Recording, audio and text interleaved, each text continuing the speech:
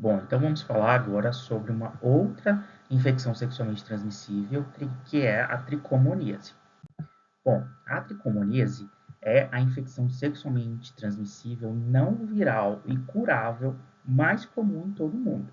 Então, com certeza aí, durante a sua prática clínica, você vai atender alguém que esteja infectado com a tricomoníase. Essa infecção é causada pelo Trichomonas vaginalis. E essa transmissão vai ser através do contato puramente sexual, né, como a maioria de todas as infecções sexualmente transmissíveis.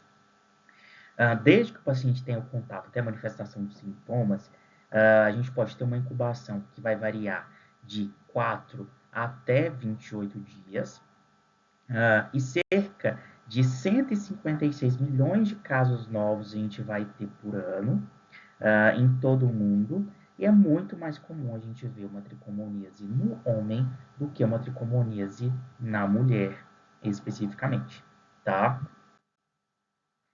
Bom, como fatores de risco, nós vamos ter que essa tricomoníase, ela vai ser adquirida com mais facilidade, né, nas mulheres que têm múltiplos parceiros, aquelas que têm a coitarca precoce, ou seja, a primeira relação sexual com menor idade, né, mais precocemente, já que provavelmente essa paciente ela vai estar exposta a mais relações do que quem tem uma coitarca tardia, as pacientes usuárias de drogas, os idosos também, tanto por conta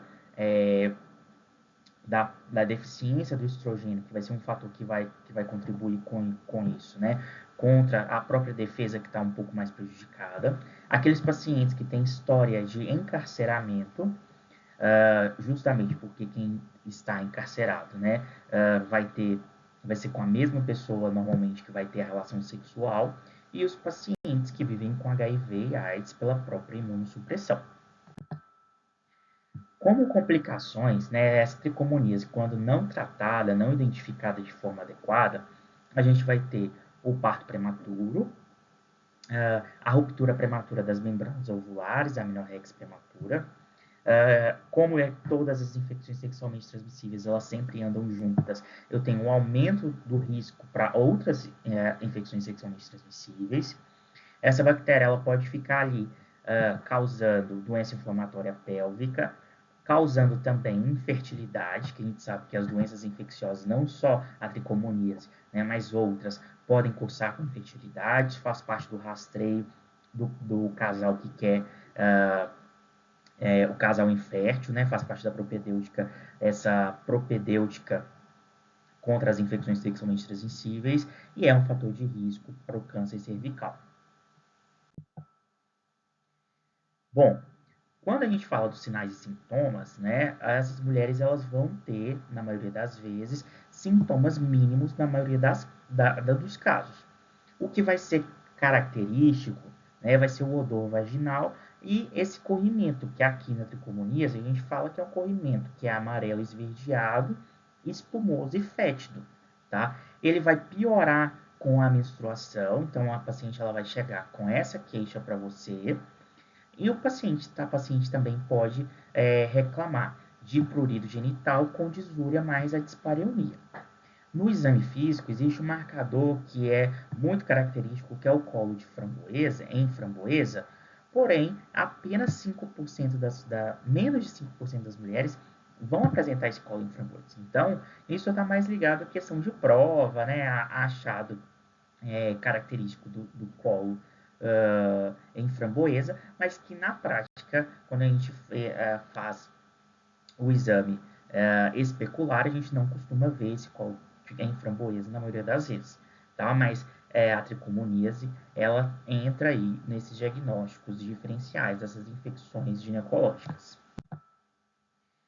O diagnóstico, então, existe hoje em dia a possibilidade de a gente fazer teste rápido de anticorpo, ainda não está comum aqui no Brasil. Você vai na Amazon, você vê vários testes rápidos nos Estados Unidos, mas aqui a gente ainda não tem esses testes disponíveis. A gente pode fazer a cultura, né? E aí a cultura, eles aceitam material desde secreção vaginal com esfregaço, ou esfregaço uretral, esfregaço vaginal, até mesmo o sedimento urinário ou o sêmen.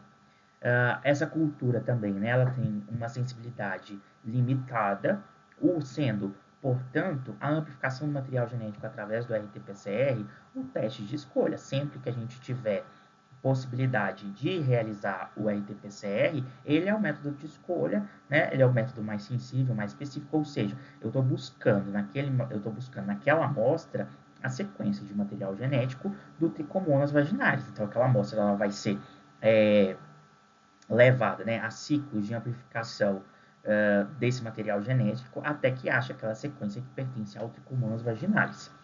O CDC recomenda que seja feita uma triagem anual, ou seja, para aquelas mulheres assintomáticas com alto risco de infecção. Ou seja, alto risco de infecção, eles consideram como aquelas que têm múltiplos parceiros, as prostitutas, né, aquelas que têm forma de trabalho, as pacientes que fazem uso indevido de drogas, que estão encarceradas, ou os pacientes que vivem com HIV e AIDS. Por quê? Porque, como outras infecções sexualmente transmissíveis que a gente tem, elas podem ser assintomáticas e a gente vai estar perpetuando essa transmissão. Então, existe essa recomendação do CDC, bem claro, de fazer triagem anual naquelas mulheres assintomáticas com alto risco de infecção.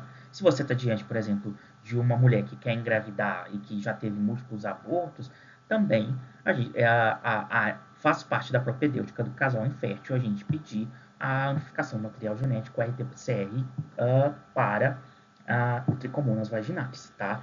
Porém, não é um exame disponível no SUS, são poucos laboratórios que conseguem fazer, então existe essa dificuldade logística e a gente ainda precisa avançar mais com esse conhecimento a respeito desse diagnóstico laboratorial dos tricomonas vaginalis. Bom, quando a gente fala de tratamento, o tratamento existe algumas divergências na literatura, porém o tratamento de escolha é com metronidazol, 500mg VO de 12 em 12 horas por 7 dias. Porque esse tratamento ele tem mais chance de cura.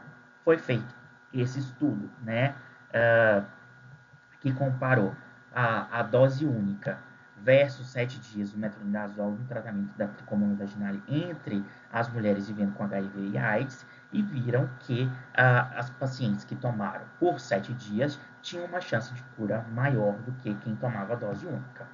No caso dos homens, a dose única com metronidazol 2 gramas, então comprimido dose única, já é o suficiente, né, como é uma infecção sexualmente transmissível, tratar o parceiro. Esse metronidazol 2 gramas VO dose única já é o suficiente, tá? Aí no tratamento, na gestão dos parceiros sexuais. E o segmento, né? O segmento, durante o tratamento, não praticar atividades sexuais, já é uma prática que a gente orienta para os pacientes que estão com essas infecções sexualmente transmissíveis. A gente vai aproveitar esse momento para testar outras infecções sexualmente transmissíveis. E como também, né? Como a gente fala nas outras infecções, por exemplo, uretrite, cervicite, a gente precisa repetir esse teste após o tratamento, principalmente para a gente ver se aquela infecção, se ela se mantém ou se a gente está lidando, futuramente a gente vai estar diante de uma reinfecção, tá? Então, fiz o tratamento, vou repetir esse RT-PCR daí 3 meses, se esse PCR vier negativo, ok, está curado. Agora, se esse PCR persiste positivo, existe algum problema, a gente está diante de uma infecção, não tratou o parceiro, o que aconteceu? E também a gente ter esse controle de cura é importante para daqui um ano, por exemplo, o paciente volta a ter os sintomas, a gente sabe que ela já foi curada daquela primeira infecção e que agora a gente está diante de uma reinfecção, tá? E o tratamento dos parceiros, muito importante. No caso dos parceiros, dose única já é o suficiente, já é um tratamento estabelecido, não precisa, o parceiro não precisa ter sintoma, não precisa fazer exame, é o tratamento obrigatório quando você diagnostica.